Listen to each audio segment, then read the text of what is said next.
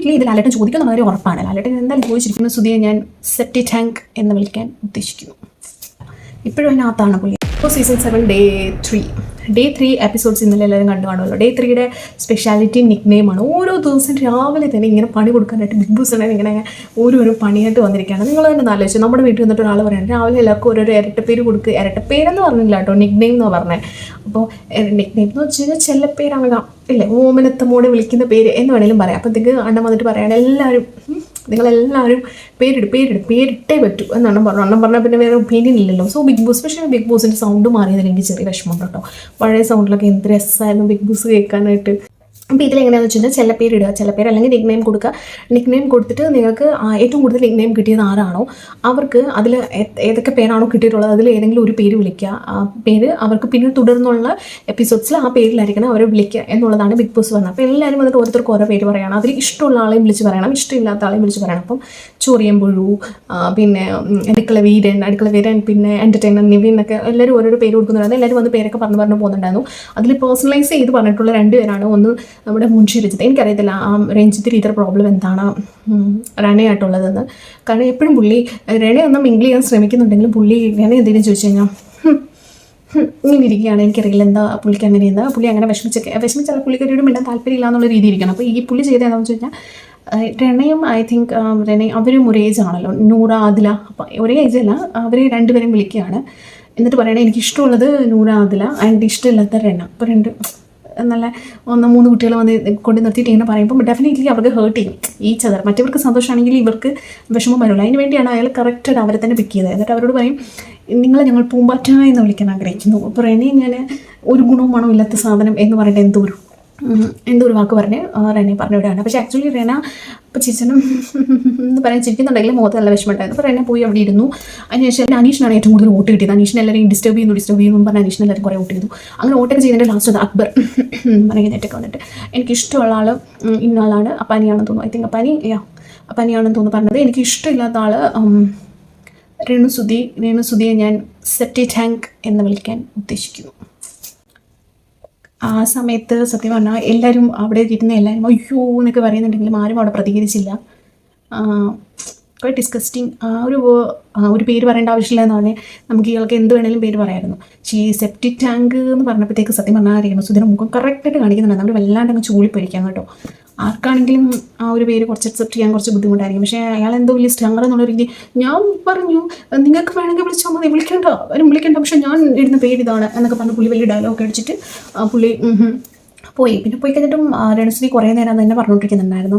ആ സമയത്ത് എനിക്ക് അങ്ങനെയായിരുന്നു, ഞാൻ അത്ര എന്താ പറയണ്ടേ ആ ഒരു എപ്പിസോഡ് കണ്ടപ്പോൾ മനസ്സിലാക്കണം. പക്ഷേ എല്ലാവർക്കും അത് ഫീൽ ചെയ്തു. Which is really bad actually. ആ ഒരു എനിക്ക് തോന്നുന്നു ആ ഒരു ക്ലിപ്പിൽ തന്നെ ഏഷ്യനെറ്റിൻ്റെ ക്ലിപ്പിൽ തന്നെ ഇറ്റ്സ് വിസിബിൾ. ആൾക്കാർ തന്നെ വന്നിട്ട് പറയുകയാണ് അക്ബർ ഈ ചെയ്തത് ഒട്ടും ശരിയല്ല. ഡെഫിനറ്റ്ലി ഇത് ലാലേട്ടൻ ചോദിക്കുന്ന വളരെ ഉറപ്പാണ്. ലാലേട്ടൻ എന്തായാലും ചോദിച്ചിരിക്കും.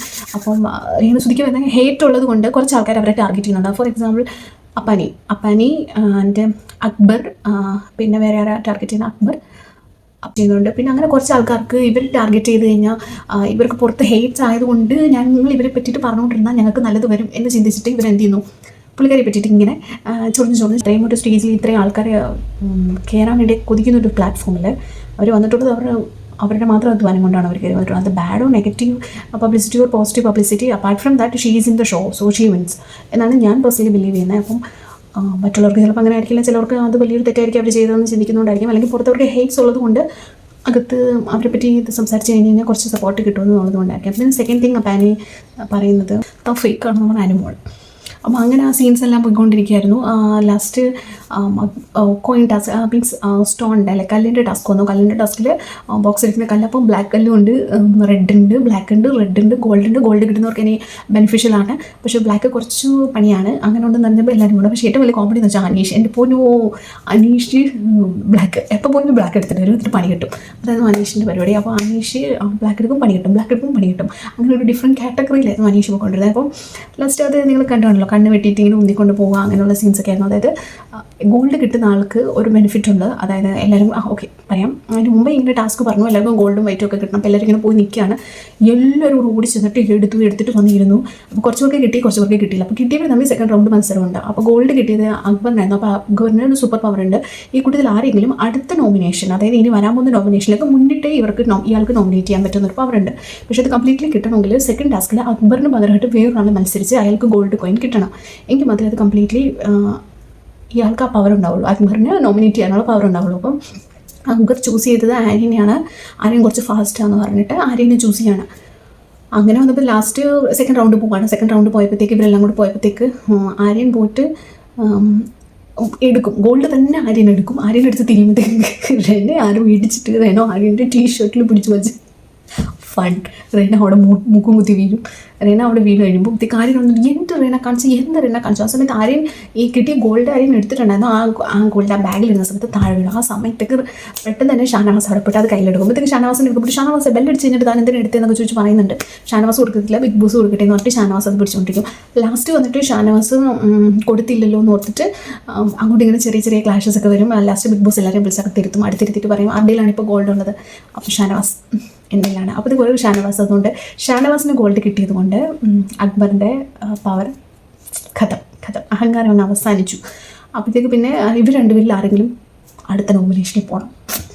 എന്ത് വെറൈറ്റി പണികൾ, എനിക്ക് സന്തോഷമായി. അപ്പോൾ അപ്പോഴത്തേക്ക് ഒരു ആര്യനെയും അക്ബറിനെയും കൊണ്ടുപോയി ഇരുത്താണ്. ആര് നോമിനേറ്റ് ചെയ്യുന്നത്. അപ്പോൾ അക്ബർ പറയണം ഞാൻ നിന്നെ ചൂസ് ചെയ്തു, ഞാൻ നിന്നെ ട്രസ്റ്റ് ചെയ്തു, ഞാൻ ജയിച്ച ആളാണ്, നീ ഫുള്ളി കൊടുത്തില്ല, നീ സക്സസ്ഫുള്ളി ചെയ്യാത്തത് കൊണ്ടാണല്ലോ ഇത് വന്നത്, അപ്പോൾ നീ പോണേ നോമിനേറ്റ് ചെയ്ത്.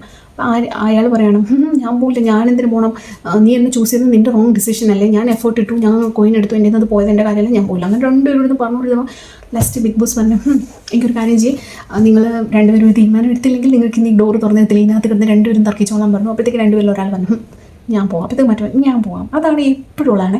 ഇയാൾ പോകാമെന്ന് പറയുമ്പോഴത്തേക്ക് മറ്റേ ഒരു സൈഡിൽ പോകാമെന്ന് പറയും. അപ്പോൾ സത്യം ഇയാൾ പറയണം ആദ്യം പോകാമെന്ന് പറഞ്ഞ ആൾ പറയുമ്പോൾ രണ്ടാമത്തെ ആളും പോകാമെന്ന് പറയും. അപ്പോൾ ആദ്യം പോയാൽ പറയുന്നത് ശരി നീ പൊക്കോന്ന് പറയണം, അപ്പോൾ എങ്ങനെ ഇരിക്കണം. പക്ഷേ അപ്പോഴത്തേക്ക് അക്ബർ പറഞ്ഞു വേണ്ട ഞാൻ പൊക്കോളാം എന്നൊക്കെ പറഞ്ഞാൽ അക്ബർ പോയി കഴിഞ്ഞപ്പോഴത്തേക്ക് അതായത് അക്ബർ അടുത്ത ആഴ്ചത്തേക്കുള്ള നോമിനേഷനിലേക്ക് ഓൾറെഡി നോമിനേറ്റഡ് ആയി, എലിമിനേഷൻ റൗണ്ടിലേക്ക് നോമിനേറ്റഡ് ആയി.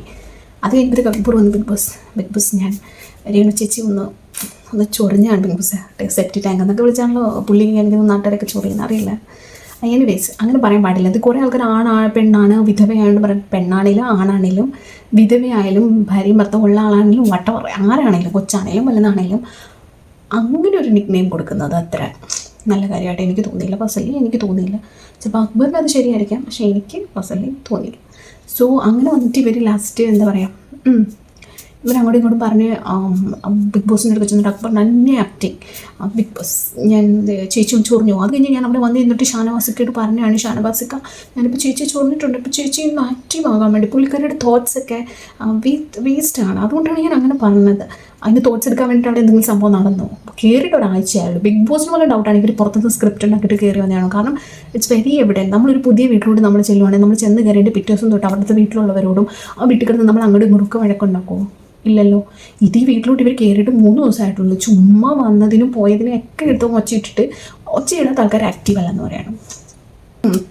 കോയിൻ കിട്ടി. അപ്പോൾ കട്ടിൽ ടാസ്കിൽ പുറത്ത് പോയി കിടക്കുകയാണ് എല്ലാവരും. അപ്പോഴത്തേക്കും ഇതാണ് പ്ലാനിങ് ആണ് ഇവിടെ നിന്നിട്ട് ആരൊക്കെയാണ് അപ്പം അനുശേഷത്തിൻ്റെ പൊന്നു എന്നാ പ്ലാനിങ് ഒരു കൊണ്ടു നടക്കുന്നു എന്നുള്ള ഭയങ്കര പ്ലാനിങ് ചെയ്യുന്നുണ്ട് പുള്ളി. എനിക്കൊന്ന് പുള്ളി പുറത്തത്തെ ആരൊക്കെ പ്ലാൻ ചെയ്ത് എഴുതി കൊടുത്തു വിട്ട സാധനങ്ങളൊക്കെ ഇവിടെ വന്നിട്ട് കാണിച്ചുകൊണ്ടിരിക്കുകയാണ്. ഇതിൽ എല്ലാം കൂടെ കാണിച്ചു കഴിഞ്ഞാൽ എത്ര ദിവസം നിൽക്കുമെന്ന് അറിയില്ല.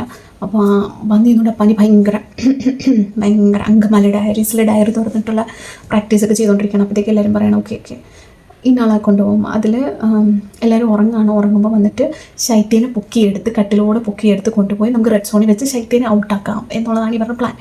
സോ ശൈത്യനെ എടുക്കാനൊക്കെ പോയിട്ട് സൈലൻ്റായിട്ട് എടുക്കുമ്പോഴത്തേക്ക് ശൈത്യ ബി ലൈക്ക് കണ്ണോർക്കും. അപ്പോൾ പിന്നെ നടക്കുന്ന ചെസ്സിലാണെങ്കിൽ എൻ്റെ പൊന്നോ അവിടെയുള്ള മൊത്തം ചെയർ കൊണ്ടുവന്നിട്ട് പുള്ളിക്കാരിയുടെ ചുറ്റിനോട്ടിരിക്കുക. കാരണം ഒരു ചെയറിൽ ഇറങ്ങി കഴിഞ്ഞാൽ പുള്ളിക്കാരി ഉണരും അങ്ങനെയുള്ള ഐഡിയയിൽ കേട്ടോ. പുള്ളിക്കാരിക്ക് പക്ഷേ കേട്ടോ മലയാളം സംസാരിക്കുന്നുണ്ടെങ്കിലും പുള്ളിക്കാരി സംസാരിക്കുന്നുണ്ടെങ്കിലും പക്ഷേ അന്യായമായിട്ട് പുള്ളിക്കാരിക്ക് ആ ഒരു സ്പോർട്സ്മാൻ സ്പിരിറ്റ് ഉണ്ട്. കളിക്കണം, ഇങ്ങനെയൊക്കെ ചെയ്യണം, അങ്ങനെയുള്ള കാര്യങ്ങളൊക്കെ പുള്ളിക്കാരിക്ക് ക്ലിയർ ആയിട്ടുണ്ട്. അപ്പോൾ ജെസ്സിയിൽ എന്ത് ചെയ്യും, കസാരയെല്ലാം കൊണ്ടുപോയി ചുറ്റും കസാര വെച്ചിരിക്കുക. ഒരു കസാര മാറ്റി അറിയും. അപ്പോൾ ആദ്യത്തെ കസാര എനിക്കിപ്പോൾ ജെസ്സിയിൽ എന്തേ എല്ലാം കൂടെ ഓടിപ്പോയി. അതോടുകൂടി എപ്പിസോഡ് ക്ലോസ്. അപ്പോൾ ഇന്നത്തെ എപ്പിസോഡ്സ് എങ്ങനെയായിരിക്കും എന്നറിയില്ല, നമുക്ക് വെയിറ്റ് ചെയ്യാം. ഇന്നത്തെ എപ്പിസോഡ്സ് കുറച്ച് ഇൻട്രസ്റ്റിംഗ് ഉണ്ട്. മീൻസ് ശൈത്യനെയൊക്കെ പൊക്കിക്കൊണ്ട് പോകുന്നുണ്ട് ചെയറിൽ. എങ്ങനെയായിരിക്കും എന്നറിയില്ല. പക്ഷേ ഞാൻ ഈ ലൈവ് അപ്ഡേറ്റ് ചെയ്യാത്തതെന്ന് വെച്ച് കഴിഞ്ഞാൽ ഈ ബിഗ് ബോസിൽ നമുക്ക് വന്നിട്ട് ഒരു എപ്പിസോഡ്സ് കാണുമ്പോൾ നമുക്കൊരു രസമുണ്ട്. ഒരു എപ്പിസോഡ് കാണാൻ വേണ്ടിയിട്ടൊരു ഇഷ്ടം ഉണ്ടാവും. ആ ഇഷ്ടങ്ങളൊക്കെ നമ്മൾ ഈ ലൈവ് അപ്ഡേറ്റ് കണ്ടു കഴിയുമ്പോൾ നമുക്ക് പോകും. ബിക്കോസ് നമ്മൾ ഓൾറെഡി അറിഞ്ഞു അതുണ്ടാവും, ഇതുണ്ടാവും എന്നറിയും. ലൈവ് അപ്ഡേറ്റ് ചെയ്യുവാണെങ്കിൽ ഒരു സെക്കൻഡ് വീക്കൊക്കെ എത്തിയിട്ട് ചെയ്യുവാണെങ്കിൽ കുറച്ചുകൂടി ഇൻട്രസ്റ്റിംഗ് ആയിരിക്കും. കാരണം ഇപ്പോൾ ഒന്നും ഇല്ലടേ. ഇപ്പോൾ ചുമ്മാ അവരങ്ങോട്ടും ഇങ്ങോട്ടും പറഞ്ഞാലും പിന്നെയും വന്നിരുന്നിട്ട് ഭയങ്കര ഇതാകും. അപ്പോൾ സെക്കൻഡ് വീക്കൊക്കെ ആകുമ്പോഴത്തേക്കും കുറച്ചുകൂടി ആൾക്കാർ ആക്റ്റീവായി തുടങ്ങും, കുറേ ആൾക്കാർ പുറത്ത് വരാൻ തുടങ്ങും. അപ്പോൾ ഓക്കെ ആവും. അതുകൊണ്ട് അപ്പോൾ അങ്ങനെയാണ് episode 3 of Bigg Boss season 7. ഒന്നുമില്ല പറയാനായിട്ടെങ്കിൽ ഒന്നുമില്ല, എന്ന് ചിരിക്കാൻ കുറേ കാര്യങ്ങളുണ്ട്. അങ്ങനത്തെ ഒരു എപ്പിസോഡാണ്. സെക്കൻഡ് വീക്ക് തൊട്ടായിരിക്കും അടിപൊളിയായിട്ട് ഇവരൊക്കെ പെർഫോം ചെയ്യാൻ പോകുന്നത്. അപ്പോൾ അതിനാണ് ഞാൻ വെയിറ്റ് ചെയ്തിരിക്കുന്നത്. എനിക്ക് പേഴ്സണലി കാണാൻ ഇഷ്ടം, ഈവൻ ലൈവ് ആണെങ്കിൽ പോലും എനിക്ക് കാണാൻ ഇഷ്ടം സെക്കൻഡ് വീക്ക് തൊട്ടാണ്. കാരണം ഈ പ്രാവശ്യം എന്തായാലും എലിമിനേഷൻ ഇല്ല. അപ്പോൾ പിന്നെ ലാലേട്ടൻ വന്നു ഈ ഒരു ഇഷ്യൂ ചോദിക്കുമ്പോൾ എനിക്ക് തോന്നുന്നു അക്ബറിൻ്റെ ഈ ഒരു ഇഷ്യൂ ഹീസ് തിങ്കിന്നെങ്കിൽ അക്ബർ വിചാരിക്കുന്ന അക്ബർ എന്തോ വലിയ സംഭവം ചെയ്തു എന്നുള്ള രീതിയിലാണ്. പക്ഷേ നമുക്ക് പ്രത്യേകിച്ച് മലയാളികളായി നമ്മുടെ ഒരു സ്വഭാവം വെച്ചാൽ നമ്മൾ ഇന്നൊരാളെ തലയിൽ വെക്കും, നാളെ അയാൾ താഴെ ഇടും. സോ നമുക്കിങ്ങനെ ഒരു പെട്ടെന്നൊരു ഒരാളെ ഇഷ്ടപ്പെടാനാവാനും നമുക്ക് നിമിഷങ്ങൾ മാത്രം മതി. അപ്പം ഈ രേണുസുതിക്ക് പുറത്തുള്ള നെഗറ്റീവ് വെച്ചിട്ട് ഈ രേണുസുതിക്ക് എഗൻസ്റ്റ് കളിക്കുന്ന ആൾക്കാർ ചിന്തിക്കേണ്ടത് എപ്പോൾ വേണമെങ്കിലും ഇവിടെ മലയാളികൾ തിരിയും. അപ്പം അത് വിചാരിച്ചിട്ട് ഇവർ ആ ഒരു ഗ്രീൻ ബ്രാൻഡിലാണ് പോകുന്നതെങ്കിൽ അത് ഒരു പ്രയോജനം ഉണ്ടാവില്ല. കറക്റ്റായിട്ട് ഇവർ ഫ്ലോപ്പായി പോകത്തേ ഉള്ളൂ. പക്ഷേ അല്ലെങ്കിൽ നന്നായി കളിക്കാൻ പറ്റുന്ന ആൾക്കാരാണ്. ബിക്കോസ്